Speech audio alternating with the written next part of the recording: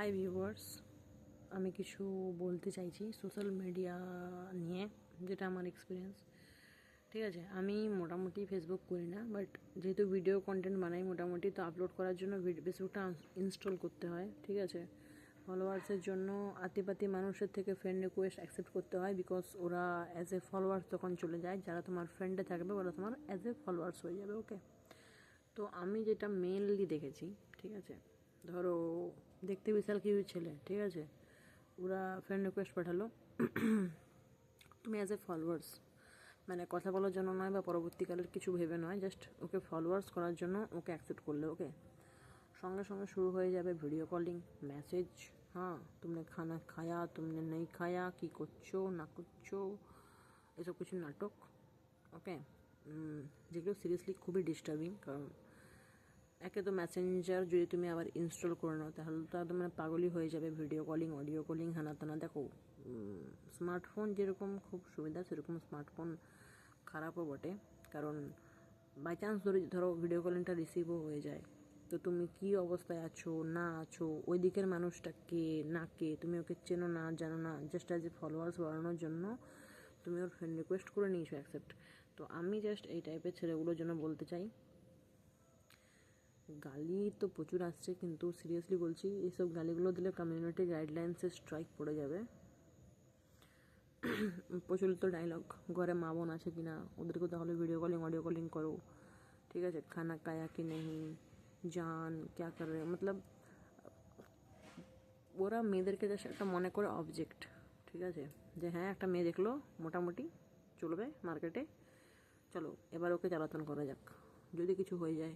হ্যাঁ, অনেকে তো আবার এরকম डिमांड, वीडियो कॉलिंग करोगी, সেক্স চ্যাট करोगी, হ্যাঁ ভিডিও কলিং में সেক্স চ্যাট करोगी। অনেকে তো আবার তাদের লিঙ্গ ছবি পাঠিয়ে দেয়। আমি ওদেরকে জাস্ট এটাই করি, রিপোর্ট অ্যান্ড ব্লক। আর রিপোর্ট করার সময় এটাই দেয় যে সেক্সুয়াল অ্যাবিউজ, মানে তাও আমার মনে হয় না ফেসবুক থেকে ওদের উপরে কোনো স্টেপ নেওয়া হয় বা ওদের অ্যাকাউন্টের উপরে কিছু স্টেপ নেওয়া হয়। কারণ আমি রিপোর্ট ব্লক করছি, অন্য কেউ নাও করতে পারে, তো আমার রিপোর্ট ব্লক করাতে ওদের প্রোফাইল উঠবে না। যতক্ষণ না বেশি জন করে ওদের প্রোফাইলে রিপোর্ট ব্লক করছো, ততক্ষণ ফেসবুক এত স্টেপ নেয় না। ঠিক আছে, ধরো এরকম আমি মানে এই কারণে মানে আতঙ্কে আমি ফেসবুকই খুলি না, ফেসবুক আনইনস্টল করে দিই, আমার ফোনের স্পেসটাও বেঁচে যায়। যাই হোক, তো আমার যে সেটাই বলার এরকম টাইপের ছেলেদের জন্য, যে উই আর নট অবজেক্ট। ওকে, যদি আমরা অবজেক্ট হই, তাহলে তোমার ফ্যামিলিতে মা তো থাকবেই, বোন নেই থাক, মা তো থাকবেই, তাহলে উনিও অবজেক্ট, তাই না? আমাদের সঙ্গে যেগুলো ইচ্ছে করছে করতে, ওনাকেও তো ওনার সঙ্গে ওগুলো তোমরা করো, কেন করবে না?